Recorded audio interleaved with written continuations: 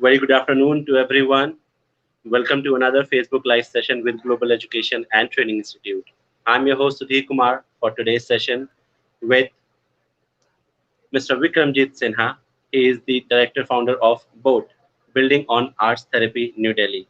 We have already discussed with her about the importance of theater in the classroom teaching implementation, and it's been a quite a wonderful session that time. So today he is with us in order to talk about the pedagogy of self-care among the teachers, what it is, how teachers need to prepare themselves in these particular situation in the time of pandemic, and what kind of challenges they are facing and how to overcome them. So please welcome Mr. Vikramjit Sinha.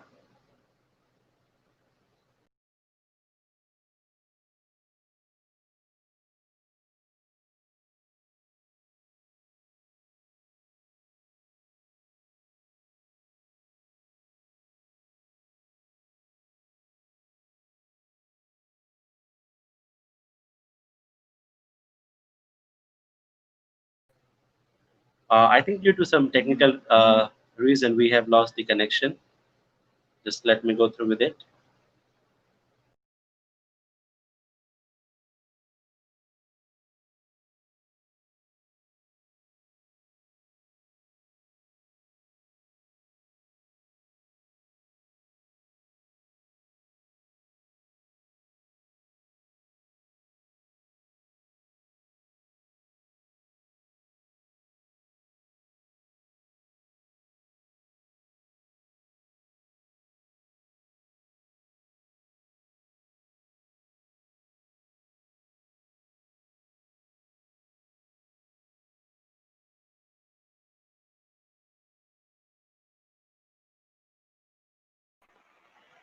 So due to heavy rain and power failure in Delhi, so he's been connected for a while now, but he'll be joining back soon with us. So just give us a few minutes and we'll be rolling again.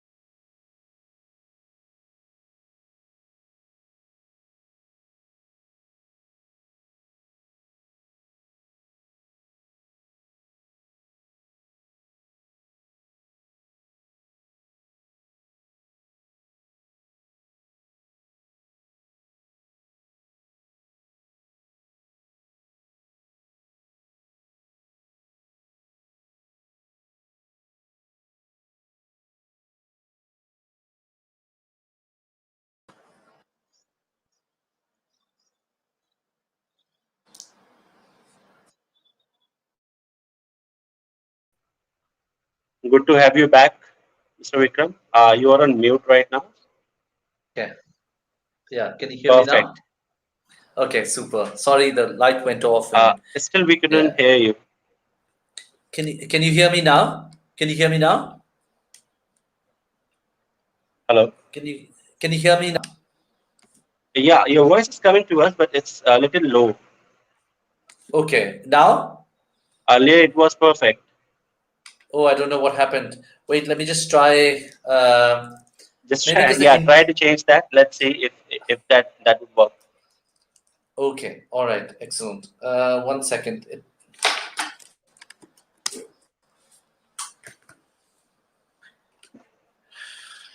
Right. Can you hear me now? Yeah, Can you hear me now? it's audible now.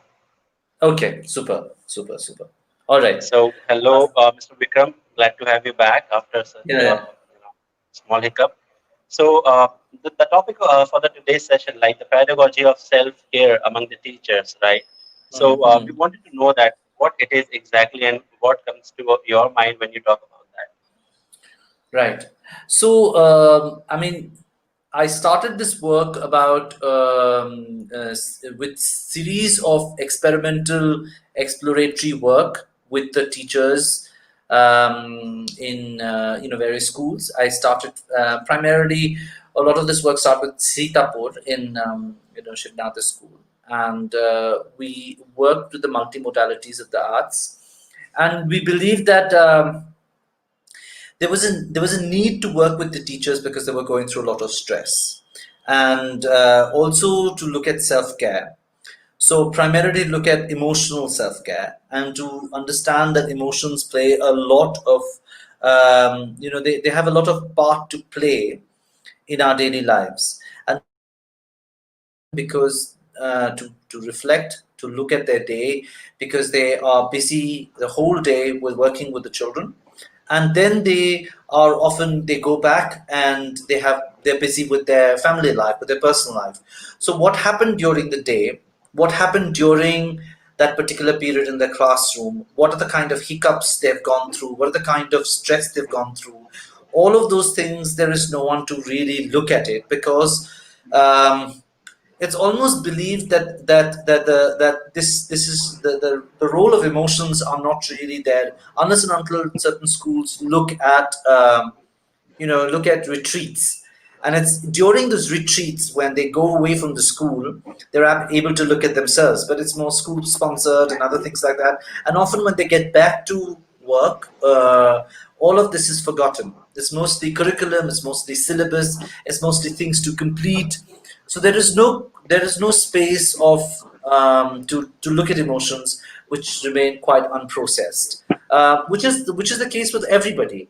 But why is it important to look at teachers and their self care? Is because they are looking at children, and it is a human experience, and it is not an experience which is just to sell things. It's not that they are a cog in the wheel of a large gigantic system, which might appear so that they are, but in actuality, they are actually educators. They are actually giving a valuable experience to students, and for which they will be empowered, and they will represent themselves in the world one day. But what happens is because of this experience of not able to process feelings and emotions, most teachers and most of us, or actually all of us, go into automated mode. They sort of go into this automatic mode or automaton where you're working day by day, year by year, delivering without actually having a time to look at their own lives, their own self. So pedagogy of the care is like a third space. It's like the third space created for teachers so that they can, between the work and between work and home, and their personal life, a third space is created where they can have, through the multimodalities of arts, they can have a reflective time, a reflective space to look at themselves with questions like, in doing what I do, what do I really do? In thinking what I think, what do I really think? In saying what I say, what do I really say? And what is my role in this world? What am I here for? Some basic questions, but also it goes into personal questions, and it is done in a collective manner where teachers feel safe to have a sense of self-inquiry. This entire process is called the pedagogy of care. Yeah.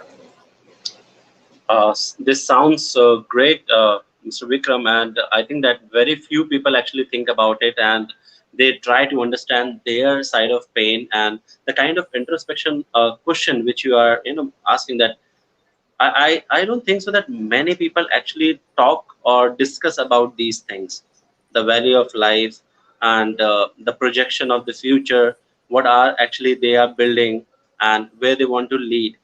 Lot many teachers, not only teachers, like lot many people actually don't do that, right? So how feasible and how we can make their thinking process to make a shift in such direction, because they keep on stuck with petty issues of day-to-day life, right? Hmm. So what makes you think that how we can encourage or move them towards that dimension? So we look at three things. We look at values, we look at introspection, and we look at action.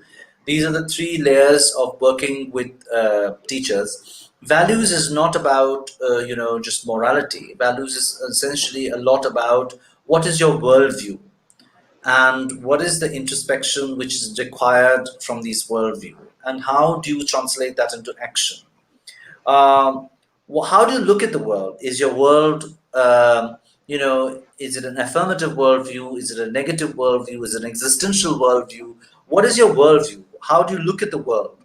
And I think the question you ask is how do we get into it? Primarily, it is to look at, it's to look at, use the methodology of the arts. So we use drama, we use painting, we use drawing, we use warm up games, all the stuff which I had spoken about earlier, using the creative arts.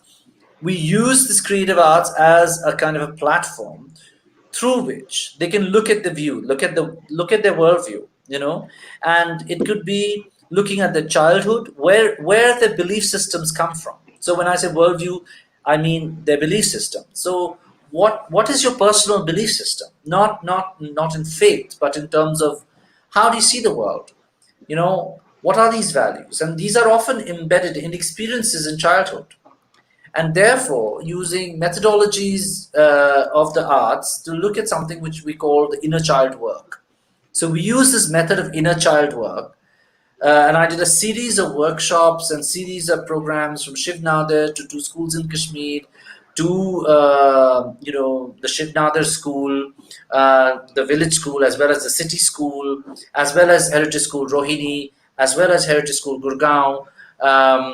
And also step by step in Noida, and all these schools, I went and approached the teachers and said, this is a whole process of self-care, and we would like to do this inner child work where you actually get to see your childhood and to see what memories come up and what are the kind of values which have a belief system which has come from these experiences. And I think this allows them to look and reassess memory and reassess their experience. And this allows them to make their own, connect the dots to see how is it connected to my experience with the child. When I look at my childhood, how do I look at children who I deal with? Because it's quite extraordinary to think about it, that ordinarily speaking, you would think that adults would know how to deal with children, or teachers would know how to deal with children or their difficulties in their behavior because they have been children before. But somehow that's not the case. There is an amnesia there. We've all forgotten what it is to be a child. And when a teacher goes into the memory lane and figure out their own pleasures, their own joys, what it was like being a child, what was it like to be under power, what was it like to be in a classroom, we draw those kind of inferences and those kind of insights, and we see how we can rework ourselves in a classroom setting, and that allows a deeper connection with the child, a deeper relationship with the child, a more of an emotional, personal connection with the child, because a teacher is not just a knowledge giver or an educator, but also somebody who's part of their childhood, part of their large experience of a day. And I think this is, which is why we remember our teachers, which with fondness or with disdain, depending on our experience.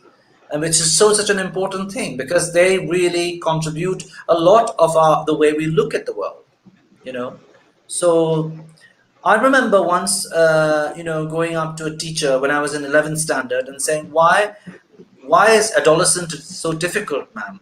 And she turned around and said, why is it so painful? And she said, because it is also so beautiful. And I thought to myself, oh, that's interesting. Pain and beauty together. That means pain is also a teacher. And these kind of things you remember for a long while. A wise quote from a teacher, because he or she is also a role model. So in a way the teacher is really important. So if the teacher gets to work on themselves, they're not in an automated mode. They actually would be able to inspire a child far more than it seems the eye, and would actually benefit to really make this child into a wonderful, better adult. Very interesting point you have made across, Mr. Vikram. Like the things which I would like to highlight is that the belief system which you have said, right, and the inner child experience, and you ask them to think about it. I usually try to give such examples to the teacher whenever I take sessions, but somehow the kind of disconnect they have, they don't remember or they don't understand, because a teacher always been the student, right? That's what I always say. So why they actually forget when they come on the other side of the classroom, how they perceive the things, because when you are in the teenage, you fall in love, you develop certain kind of feeling with each other in the classroom towards different gender. So once they become the teacher, why they restrict such kind of things? What drive them for such obnoxious behavior? Do you want to explain that with your experience? Well, I'm not so sure with they're all obnoxious, but I do understand that what you're saying is that why do they pass judgments? And Yes. hmm, I think that's what you're trying to what you're trying to say. Yes, yes. Yeah. They So become I think judgmental, yes. yes, yes, and I think the judgmental aspect is something in our society, regardless with what profession we are in. Um, because I think one of the things about Marshall Rosenberg had said about nonviolent communication, where he's talked a lot about judgments and how do we create nonviolent communication, is because our judgments are rooted in our unmet needs. And what is that unmet need essentially? When our feelings are not processed, our needs are not met, we are judgmental. And the whole idea of needs is something universal, whether you're a teacher from Nigeria, Uganda, Africa, Kashmir, Indonesia. Your needs as a human needs, it will be all similar. Like, we all need air, we all need to be healthy, we all, so there is a need for health, there's a need for love, there is a need for positive. So the needs are universal. Our strategies to get the needs are often different, and we sort of confuse the need and strategies together. So then when the needs are not met, there would be within ourselves, our feelings would get agitated. We would have difficult feelings within ourselves. And when the feelings are not processed, or they're not reflected, or we're not held by it, or no one hears us, or no one listens to us, we will become judgmental, we'll become violent in our communication, which is essentially judgmental. What you call obnoxious is actually a judgment, but what is called basically violent communication, which means that, why are you so sloppy? Someone would ask a child while they're dragging their feet in an assembly, why are you so lazy? Why haven't you done your homework? And what's wrong with you? I mean, all those kind of things, which are often very castigating, humiliating. These can be used also. I mean, it's not the tone of the voice, but it's also what they say. And also, it's not never processed and never reflected, or never talked to the children afterwards. And they never said that, okay, let's talk about what I said right now. Why do you think I said it? Or, I was frustrated. Or the teacher never shows their own vulnerability. They never said, I had a tough time at home, I'm really sorry, I apologize. There is none of that, because there is a thing about power. And when there is power, and there is also unprocessed feelings, and the unmet needs, there would be these kind of judgments, and personal values which are not really looked at, or whatever it is. We project these things, onto the children. um, I feel this particular thing, when it happens, is quite difficult for the child, and it's difficult for the teacher, and it's difficult for the parent. So, for a learning community, for a healthy community to happen, we need to understand our needs.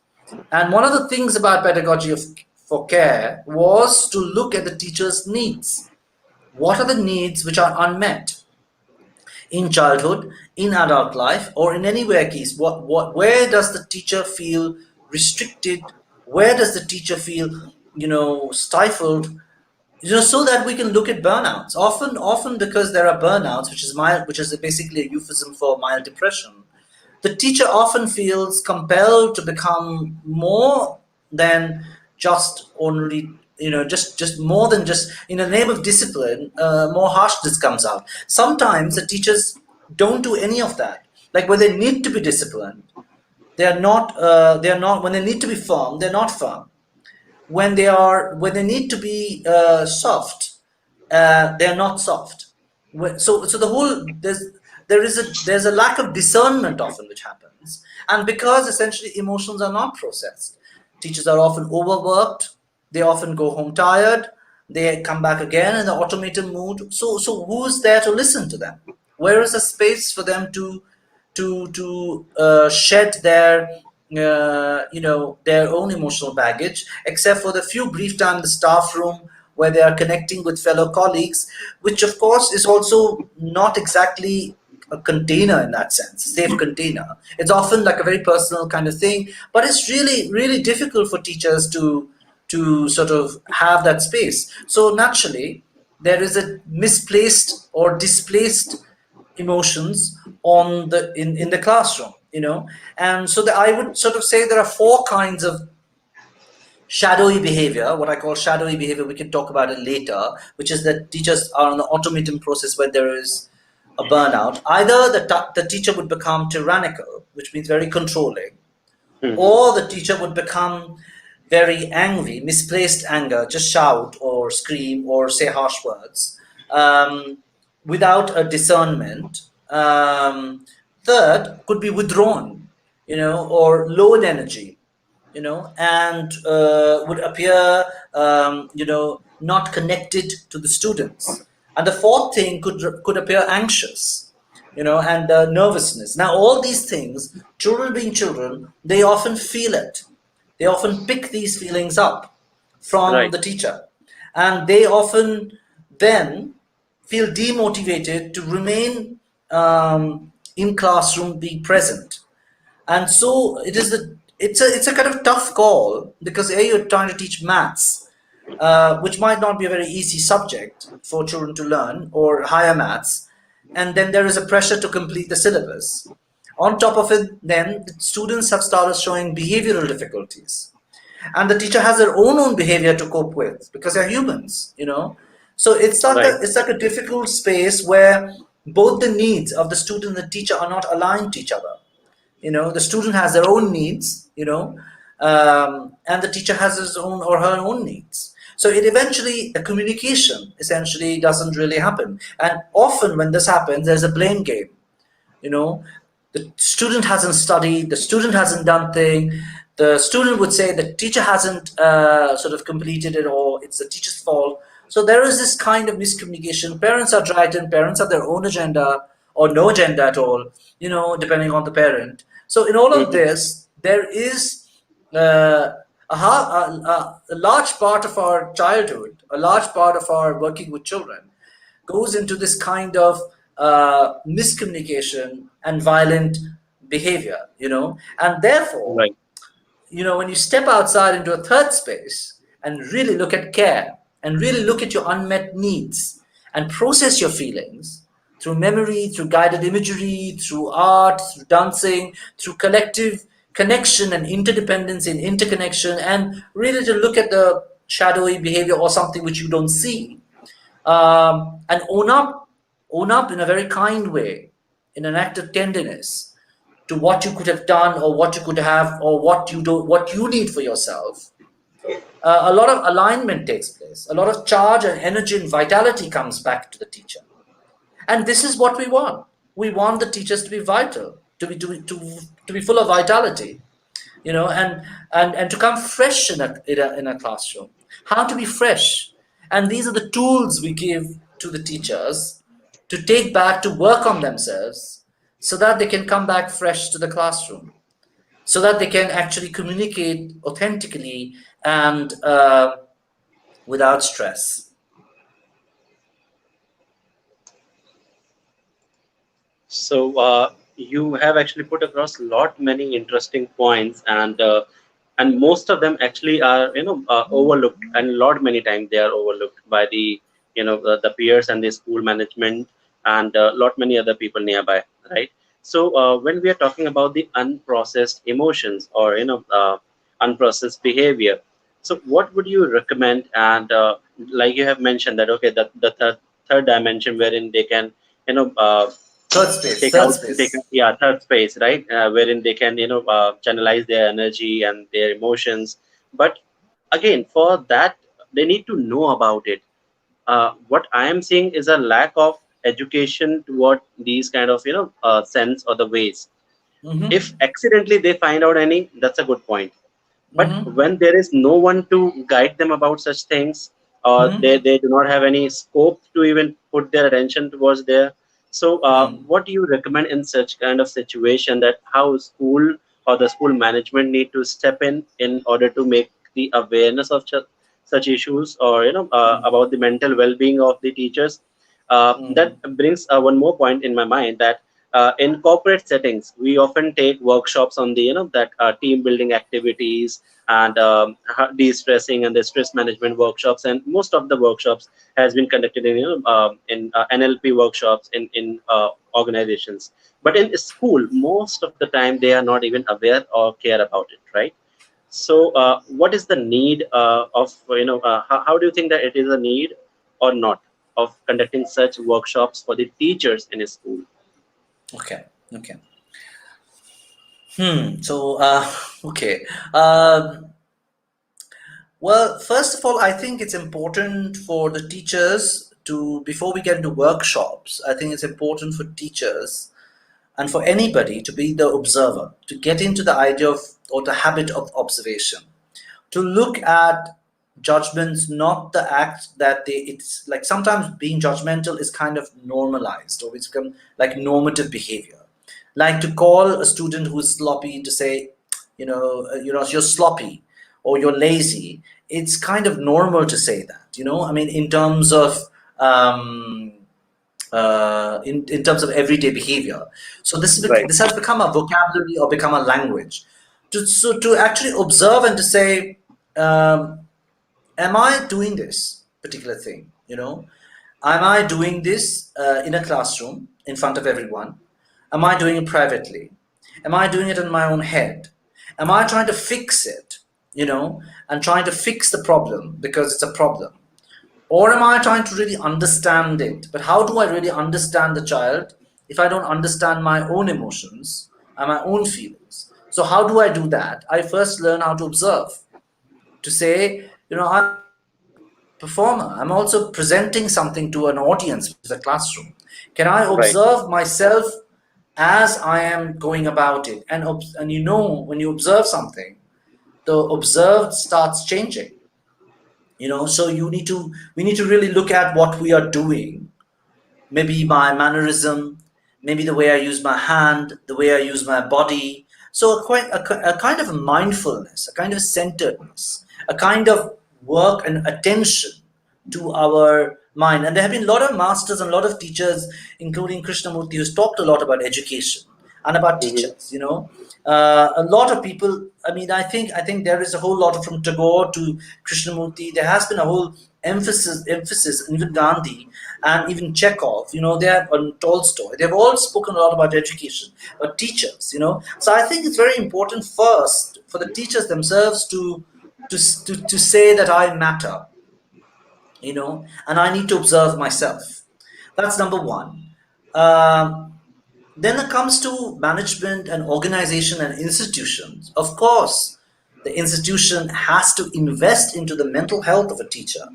To say that the teacher's mental health is equally important as an investment, so that they don't burn out, so that we don't see burnout. We see functioning. And of course, a lot of good schools have invested a lot in teachers' well-being. However, there's always a certain consistency required, a certain rhythm required for teachers to know that they are taken care of, uh, to let them really look at their victim. Their constant sense of this nagging words that things are not enough, things are not good enough, the dissatisfaction, the dukkha. I think that is an important thing for teachers themselves to look at, and the institutions and organizations to give a space where they can have deep listening. It doesn't take much. You don't have to have always workshops.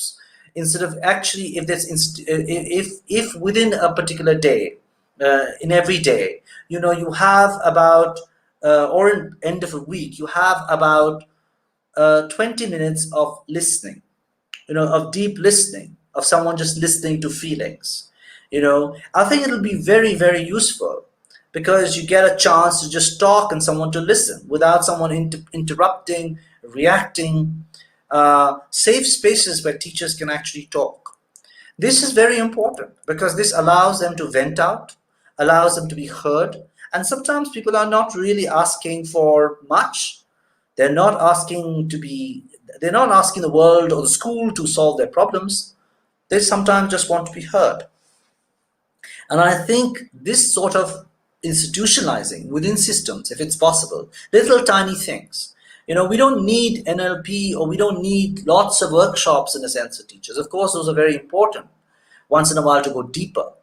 But the question is, when you go deep and when you do all these workshops, they're all great, but they all come back to the routine. And the routinization of things and the bureaucracy and the systems and everything else is very stressful. So, how does one allow a space where they can talk about their feelings and really and to allow their needs to come up once their feelings are processed? So this is something which is a possibility, just simple listening rooms, a hearing room, where it can be organized within a week, in every week, and these kind of things like silent time and all those things always are get planned. But as schools become larger, and as the functionality of schools become more important than actually reflection and processing, um, the silent time gets shorter and shorter because these things don't seem useful at the face of it. So the to check the instrumentality always of that whether it's useful or not, we really need to reassess and think, how can we help our teachers, because they are making our futures, they are building our tomorrows for our children.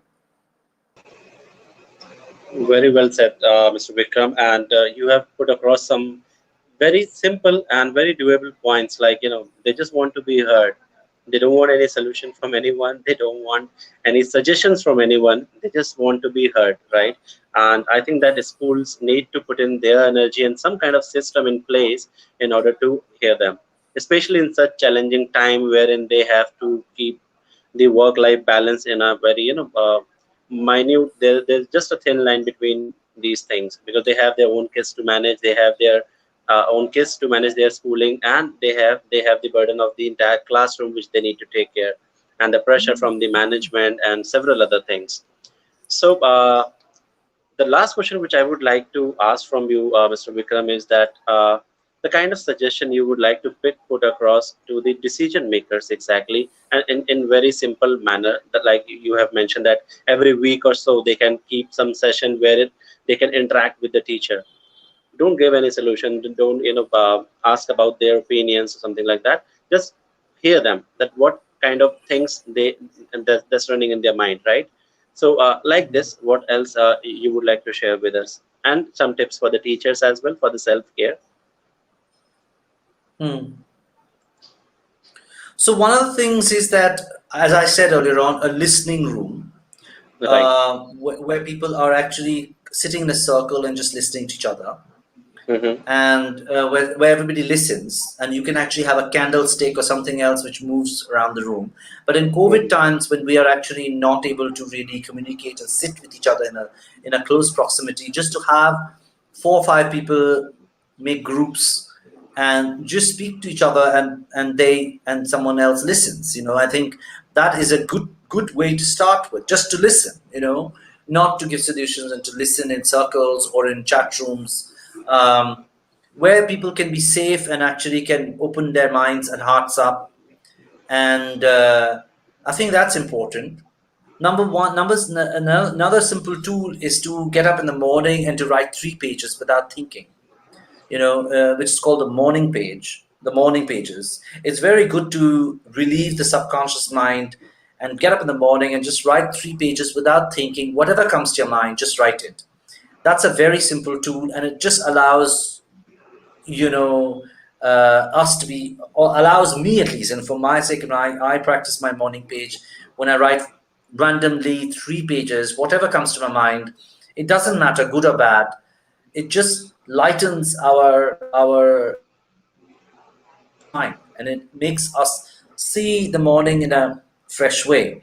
It's very important, thirdly, to see the world as it is without trying to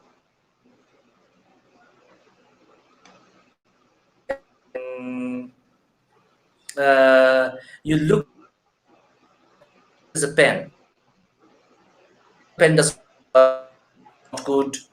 You look at things around you and say the world is just as it is. It's this acceptance, which is not necessarily meditation, which is just a quiet way of exhaling, working with the breath, and seeing the world at it as it is, without any sort of, just for a few minutes, just to say it's perfect, as it is, everything, even this violence, even the chaos, it is just the way it is.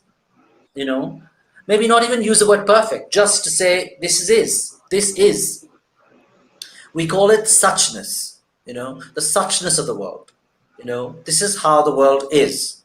And I think, if you have these 3 practices, one with the collective, to listen to the others, then listen to yourself, by writing for 3 pages. You listen to your own thoughts. And the third thing is to see the world as it is. I think these 3 things for now would be a good practice to start with.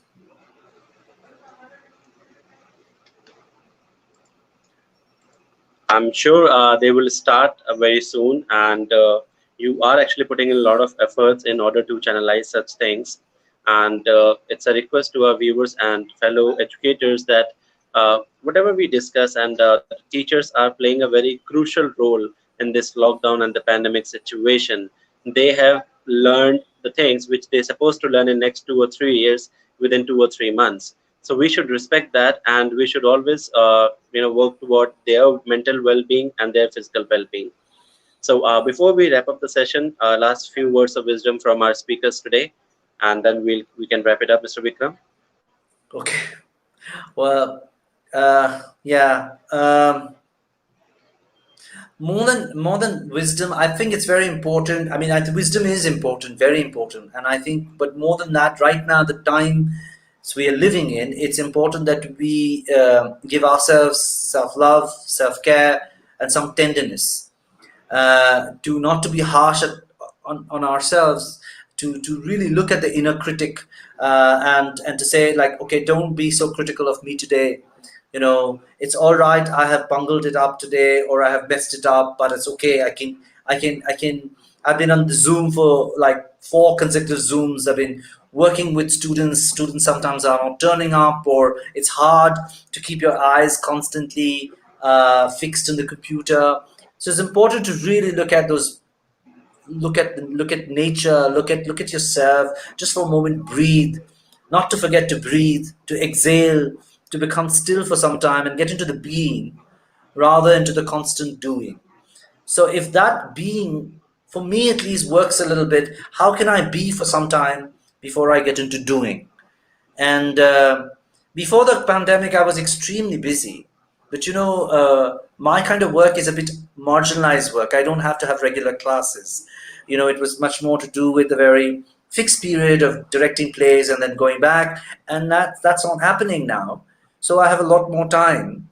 And then I discovered that what I could do was to actually really look at myself and my own personal being. And when the being happens, the doing, the thinking, and all of the rest of it, the feeling becomes easy, becomes less chaotic, less stressful, and more we sort of more sink into ourselves much easily. And this is the work in practice. Nobody's perfect, and we're constantly in progress, and that's what is required. We need to be in progress, work in progress. And with that, I'm just really happy and thankful and grateful to Getty to get me on board and to let me speak again. And wish you all the best, and have a wonderful life and wonderful journey in your work life as well as your personal life. Thank you. Thank you so much, Vikram, for spending time with us, and thank you for sharing such wonderful word and insights. I'm sure the audience and the viewers will definitely get benefited out of it. Okay. All right. See you then. Take care. So